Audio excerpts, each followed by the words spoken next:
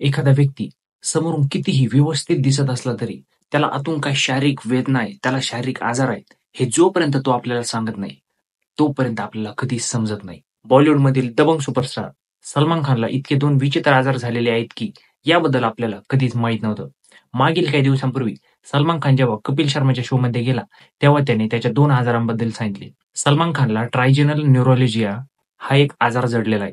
या आजारामध्ये चेहऱ्यावर खूप जास्त वेदना होतात आणि या वेदना इतक्या जास्त वाढतात, की आत्महत्या करावीशी वाटते आणि या आजारालाच सुसायडल डिसऑर्डर सुद्धा म्हटले जाते. या आजारापासून वाचण्यासाठी सलमानने त्याच्या आत्महत्येच्या विचारांना हार्ड वर्क आणि बॉडी बिल्डिंगमध्ये कन्व्हर्ट केलं आणि तेव्हा त्याला ठीक वाटलं. आणि याबरोबरच सलमान खानला दुसरा आजार म्हणजे त्याला ब्रेन अॅन्युरिझमचा प्रॉब्लेम आहे.